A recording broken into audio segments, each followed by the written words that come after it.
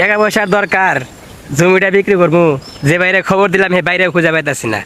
টাকা পয়সা তো হাতে আছে, কিন্তু খরচ হয়ে যায়। তাই ভাবতেছি এরা জমি কিনা আলায়। এক বাইরে কইলাম, ওই বাড়িতে কোনো খবরই নাই। তখনই আমাকে খবর দিয়েছে, তাড়াতাড়ি যাবো। আল্লাহ দিকে সে লেট হয়ে গেছে। একজনের এসে কাস্টমারের জমি দেখাইতে যাইতে আমার এমনি লেট হয়ে গেছে। আরে ভাই আপনারাই তো খুঁজতেছে। আমি তো তোমার উদ্দেশ্যেই রওনা করছিলাম। এখন বলো তুমি কি বলবা। ভাই আমার জমিটার যে কথা কইলাম উনি তো কিছু কইলেন না, আর জমিটা বিক্রি করা লাগবো। পাইছি রে মুরগি। যাই হোক, তুমি যে জমি বিক্রি করবা, তুমি আমার মনে করো একবারে কাছের ভাই। তো জমি তুমি কি ক্যান্সেলা? হ্যাঁ, কয় টাকা করে ক্যান্সেলা? 2 লাখ কইরা। 2 লাখ করে কাঠ? আরে মাওলা, বন্যার দিকে ঘরবাড়ি তলাই গেছে, কেউ টাকা পয়সা কারণে নাই। তুমি 2 লাখ করে জমি কিনে জমি আন বেচবা কত? 1 লাখ টাকা কাটা? এতটা লস দেখে জমি বেচা যাইবো? যাই হোক, তুমি আমার ভাই মানুষ, তোমাকে কি আর বলবো। বিপদেই তো মনে হয় পড়ছো, নাহলে তুমি তো জমি বেচা লোক না। এখন তোমারে কি আর বলি, টাকা পয়সা তো যা আছে কেউ তো ছাড়বে না, কামড়াই ধরে বইয়ে আছে। এখন পার্টি একটা আছে, হারা কয় 1-1.5 লাখ টাকার মধ্যে জমি আছে। এখন যাই হোক, তুমি আমার যেহেতু ভাই মানুষ, তাদের বুঝাই বাজাই যেভাবে হোক আমি 2.5 লাখ টাকা করে চাবো। 2.5 লাখ করে তো দেবে না কোনোদিনও। আমি 2,20,000 করে তোমাকে পাওয়াই দিয়ে ব্যবস্থা করতে পারি। আচ্ছা ভাই দেন। এখন তুমি তাহলে যাও, বাসার দিকে যাও। আর কি বলবো, তুমি আমার ভাই মানুষ, এতে তুমি এবার মানে এটা মনে করিও না যে ভাই আমার জমি বেচে দালালি খাইতে আছে, লাভ খাইতেছি। এই জমি বেচে দালালি এগুলো আমি না, যেহেতু জানো আমি 5 ওয়াক্ত নামাজ কালাম পড়ি, আমার একটা তো আছে। আমি আসবাদে কাল কবরে চলে যাবো, আমার তো কবরের চিন্তা আছেই। এখন ওই তাহলে 2,20,000 করে আমি তোমাকে পাওয়া দেওয়ার ব্যবস্থা করতে আসি, ঠিক আছে? তুমি তাহলে চিন্তা করে না। আর এইসব বিষয়ে যেন অন্য কাউকে কিছু বললো না। তুমি যেহেতু আমার কেউ দায়িত্ব দিয়েছো, বিষয়টা আমি দেখতে আসি। হ্যাঁ, চলে যাও, তুমি যাও যাও। দিমন এটা আজকে আসার মতোটা বুঝ দেওয়াই লাগবে। তাহার যেমনে হোক আমার 1-1.5 লাখ টাকা তো লাভ করাই লাগবে কাঠাপতি। ওই তো ওখানে দাঁড়াই আছে। যাই। কি খবর? আসসালামু আলাইকুম। ওয়ালাইকুম আসসালাম। তুমি কি ভালো আছো? জি, আপনি ভালো আছেন? এই তো আলহামদুলিল্লাহ। তুমি আমাকে বলছিলে একটা জমি কিনবে নাকি? হ্যাঁ, এটা জমি কিনবো ভাবতেছি। এখন জমি তো কিনবা, এদিকে মনে করো যেসব এলাকা বন্যায় তলাই গেছে, হেরা তো চিন্তা করতে আছে ওই এলাকায় আর থাকবে না। তারা উপরের দিক চলে আইতে চাইতে আছে। তারা চিন্তা করতেছে উপরের দিকে আইয়া মোটামুটি জমি জায়গা কিনবে।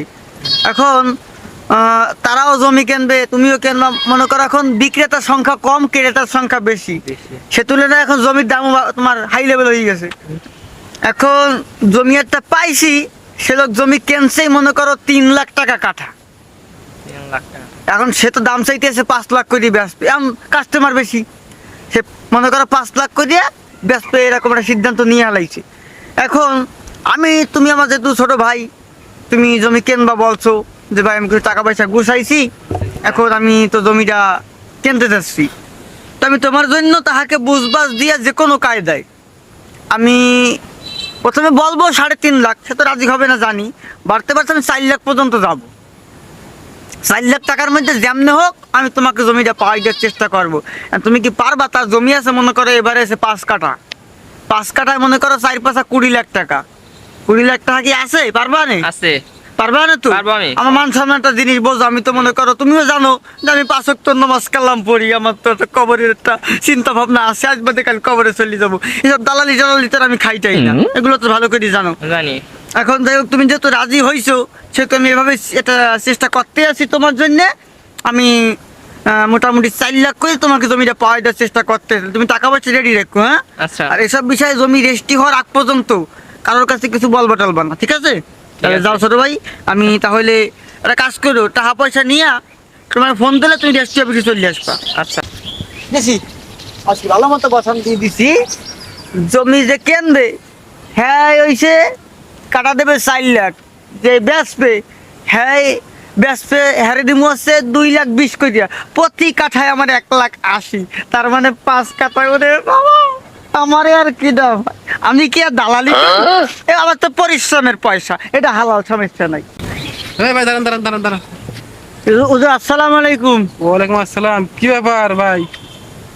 দেখতেছি ইদানিং আপনি কিসের জানি সবাই ডেকে ডেকে কি বুঝাইতেছেন, কিসের দেখা শুরু করছেন? আবার কিসের টাকার কথা কন, কিসের জমির কথা কন? না না হুজুর, বিষয় কি, আপনি তো মসজিদের ইমাম সাহেব, আপনার কাছে তো আর মিথ্যে কথা বলা যাবে না হুজুর। আমিও একটা বিজনেস করি।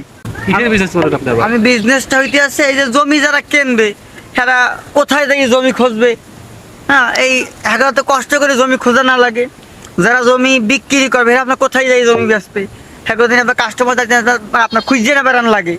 এই জন্য আমি এই বিজনেসটা করতে আসি যে জমি বেচবে হ্যাঁ খুঁজে নিয়ে আইতে আসি, আর যে জমি কিনবে হ্যাঁ খুঁজে নিয়ে আইতেছি, এটা পরিশ্রম করতে আসি, এটা বিজনেস। এভাবে যে জমি কেনা বেচা আমি আপনার করাই দিতে আসি, এতে মোটামুটি আমার একটা লাভও হচ্ছে আলহামদুলিল্লাহ ভালো। আচ্ছা, তাহলে এই সমস্ত এটাকে বলা বিজনেস বলা হয় না? হ্যাঁ তো বিজনেস আমি কষ্ট করতে আসি না। এখনকার যুগেও কি মানুষ এত মূর্খ আছে যে যারা জমি কিনবে, যারা জমি বিক্রি করবে? আপনি যেটা করতে আসছেন এটাকে বাংলা ভাষায় কি বলে জানেন? এটাকে বাংলা ভাষায় বলা হয় জমির দালাল। না ওজুবিল্লাহ এটাকে বলা হয় জমির দালাল। আপনি মনে হয় ফতুয়া টতুয়া ভালো জানেন টানেন না। ফতুয়া, এটা ফতুয়ার কথা না। এখনকার যুগে সবাই শিক্ষিত, এখন কেউ মূর্খ নয়। যে জমি কিনবে এবং যে জমি বিক্রি করবে সবাই যার যার জ্ঞান থেকেই যাচাই বাছাই করে তারা জমি কেনা বেচা করবে। আপনি যেটা করতেছেন এটা ভালো কাজ না, এটা বলা হয় দালালি করা, বুঝছেন? দালালি করবেন, ভালো কিছু করবেন, এই দালালি মূল্য বাদ দিয়ে কামাই করে খাইবেন, ঠিক আছে? ওই মানুষ একজনের কাছ থেকে জমি কিনতেছেন, যে বেচারা জমি কিনবো সে দিব লোকা 2 লাখ করে, আর একজন যে বিক্রি করবো হের কাছে নিয়ে দেবেন 1 লাখ করে, নিয়ে মাঝখান থেকে টেয়া খাবেন আপনি ফাও। এটা কি হালাল ব্যবসা হইলো? আপনার বিজনেস হইলো এটা? তা আমি এই যে আপনার কষ্ট করতে আসি না। আপনি কষ্ট করতেছেন কি? আপনি হালাল পন্থায় কষ্ট করে খান, এটা তো আপনি হারাম কাজ করতেছেন। আপনি হারাম কাজে কিসের কষ্ট? এটা অপরাধ করেছেন, আপনি পাপ করেছেন প্লাস অপরাধ করেছেন। আপনি এগুলা বাদ দিয়ে সোজা পথে চলেন, বুঝছেন? এই দালালি মলের বাদ দিয়ে সঠিক রাস্তা করে ইনকাম করে খান। আমি একটা ভালো কথা বলি, বুঝছেন? আমি তো মসজিদের ইমাম সাহেব, আপনাদের মহল্লায় থাকি, আপনি তো আমাকে ভালো করে চেনেন। তা তো আসলে কি জানেন, আমার আপনাদের মসজিদের ইমাম হিসাবে আমার একটা কর্তব্য আছে, মহল্লাবাসীর প্রতি আমার একটা দায়িত্ব আছে যে ইমাম হিসাবে, যে মহল্লাবাসী আসলে কি কাজ করে বা কি পথে চলে আমার একটা ইমাম হিসাবে দায়িত্ব আছে। এই জন্য আমি ইদানিং খেয়াল করে দেখছি, আপনি রাস্তাঘাটে ভালোই খেয়াল করে দেখি মানুষকে ডেকে ডেকে কি জানি পরামর্শ দিচ্ছেন, অনেক কানাঘুষা করে আমাকে কানে আইছে। এই জন্য আপনাকে আমি কথাটা বলতেছি, এই যে যেটাকে দালালি বলা হয় খাস বাংলায় বলে, এখানে বাদ দেন, বুঝছেন? বাদ দিয়ে চিন্তা করবেন যে নিজে পরিশ্রম করবেন, ঠিক আছে? আপনি যে ওর পাশে ধরে যাচ্ছেন, অমুক পাশে ধরে যাচ্ছেন, পরিশ্রম ঠিক আছে, কিন্তু পরিশ্রমটা হালাল পন্থায় হইতেছে না, বুঝছেন? আপনি কিন্তু পরিশ্রম ঠিকই করতেছেন কিন্তু হালাল ভাবে হচ্ছে না। এগুলা বাদ দিয়ে সঠিক রাস্তায় চলবেন, ভালো কর্ম করে খান। কারণ কি জানেন, মৃত্যু অবধারিত, মরা আপনাকে একদিন একদিন লাগবে, সবাই মৃত্যুবরণ আমরা করবো। দুনিয়াতে আপনি ভালো মন্দ যাই করেন না কেন, যার সমস্ত হিসাব আল্লাহ তাআলার কাছে দিতে হবে, বুঝছেন? এটা আমার কথা না, এটা মহান আল্লাহ তাআলা তার পবিত্র কোরআনের মধ্যে উল্লেখ করে দিছে, জানেন? যারা হিসাব দেবে প্রত্যেকটা বান্দার, যদি ভালো রাস্তা দেন ভালো পাবেন, খারাপ করলে পরে খারাপ পাবেন। সময় থাকতে মুখে সুন্দর কি সুন্দর একটা দায়ও রাখছেন, এগুলো বাদ দেন, বুঝছেন? এগুলো বাদ দিয়ে ভালো রাস্তায় চলেন, আল্লাহ তাআলার কাছে মাপ চান। যাকে ঠকাইছেন, যদি ঠকা থাকেন তাদের আল্লাহর কাছে মাপ চাইবেন, আর যদি সম্ভব হয় যাদেরকে ঠকাইছেন তাদের কাছে চুপ করে যায়, তাদের কাছে ক্ষমা চাইবেন যে আমি আপনাদেরকে ঠকাইছি, যদি পারেন আল্লাহ মাফ করে দিয়েন, বুঝছেন? তাহলে হুজুর আমি তো এভাবে কোনোদিন ভাবি নাই, আপনি আমাকে যেভাবে বললেন তো আসলে আমি হিসাব মিলিয়ে দেখলাম এটা মনে হয় আমার ভুলই হয়ে যাচ্ছে, আপনার কথা শুনে বুঝলাম। তাহলে আমি খাস দিলে তওবা করতেছি হুজুর, আমি আর এই জায়গা জমির দালালি করব না।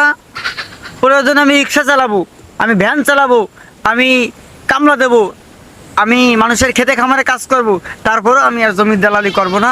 কারণ একদিন আমাকে মৃত্যুবরণ যেহেতু করাই লাগবে বলছেন, আর যেহেতু সব কিছু হিসাব আল্লাহ তাআলার কাছে দেওয়া লাগবে, তো আমি আল্লাহর কাছে কী হিসাব দেবো? এই জন্য হুজুর আমি খাস ধরে তওবা করে ফিরে আসতেছি, আপনি আমার জন্য দোয়া করেন, আমি আপনার জন্য দোয়া করি। আর আমি এ পর্যন্ত যাদের কাছ থেকে টাকা পয়সা নিছি, আমি সবার কাছে যাই সত্য কথা বললে আমি মাপ চাইয়ে আসবো। সুন্দর একটা কথা বলছেন, যার কাছ থেকে আপনি অবৈধভাবে টাকা খাইছেন, আর যদি সম্ভব থাকে অর্থ তাদের পরিশোধ করার মতো সম্ভব আপনার কাছে থাকে, অর্থ দিয়ে পরিশোধ করে দিবেন। তাতে যদি না থাকে তাদের কাছে যা মাপ চাইবেন, আমার কাছে অর্থ নাই, মাপ চাই, আমি ভুল করছি, তোমাদেরকে ঠকাইছিলাম, তোমরা আমাকে ক্ষমা করে দিও, ঠিক আছে? আপনি নামাজ পড়ে 5 ওয়াক্ত, ঠিক আছে? নামাজ বাধ্যতামূলক 5 ওয়াক্ত মুসলমানের জন্য, হ্যাঁ? নামাজ পড়ে আল্লাহ তাআলার কাছে ক্ষমা চাইবেন, হ্যাঁ? ঠিক আছে, ধন্যবাদ। তাহলে সামনে মাগরিবের ওয়াক্ত হইতেছে, নামাজে আসবেন ইনশাআল্লাহ, হ্যাঁ? ইনশাআল্লাহ। আসসালামু আলাইকুম ওয়া রাহমাতুল্লাহ। ওয়ালাইকুম আসসালাম।